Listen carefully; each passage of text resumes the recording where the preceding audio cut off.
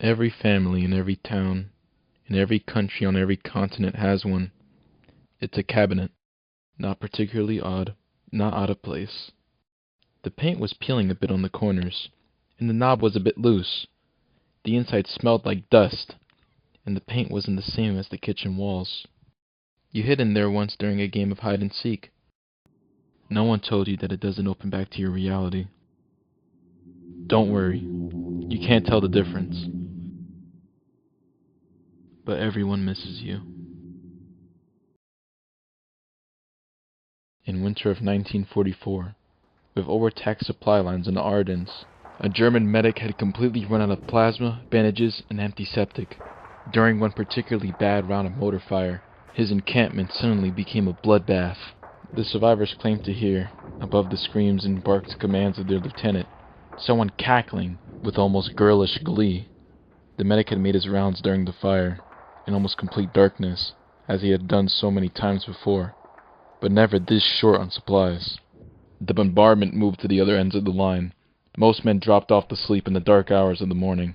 New Year's Day, 1945. The men awoke at the first light with screams. They discovered that their bandages were not typical bandages at all, but hunks of strips of human flesh. Several men had been given fresh blood transfusions, with no blood supplies available. Each treated man was almost completely covered, head to toe, with the maroon stain of blood. The medic was found, sitting on an ammunition tin, staring off into space. When one man approached him, tapped him on the shoulder, his tunic fell off to reveal all the skin, muscle, and sinew had been stripped from his torso, and his body, almost completely dried of blood. In one hand was a scalpel, and in the other, a blood transfusion vital. An elderly man was sitting alone on a dark path. He wasn't sure of which direction to go, and he had forgotten both where he was traveling to and who he was. He sat down for a moment to rest his weary legs, and suddenly he looked up to see an elderly woman before him. She grinned toothlessly, and with a cackle, spoke. Now, your third wish. What will it be? Third wish? The man was baffled. How can it be a third wish if I haven't had a first and a second wish? You've had 2 wishes already. The hag said. But your second wish was for me to return everything back to the way it was before you had made your first wish. That's why you remember nothing. Because everything is the way it was before you made any wishes. She cackled at the poor man. So, it is that you have 1 wish left. All right, he said hesitantly. I don't believe this, but there's no harm in trying. I wish to know who I am.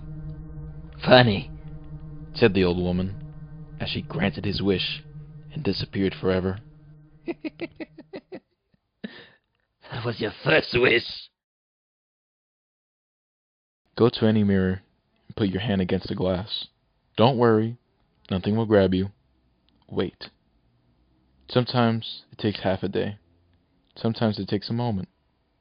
But you'll yank your hand away when you feel it. Worms or centipedes? Who knows?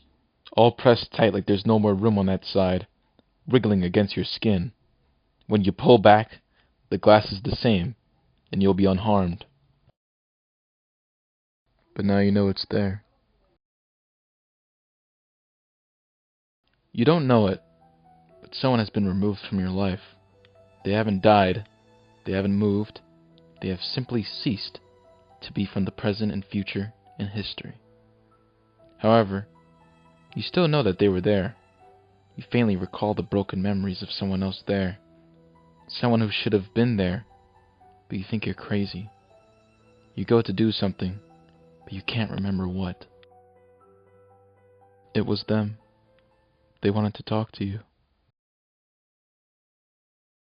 There was a hunter in the woods who, after a long day of hunting, was in the middle of an immense forest. It was getting dark, and having lost his bearings, he decided to head in one direction until he was clear of the increasingly oppressive foliage.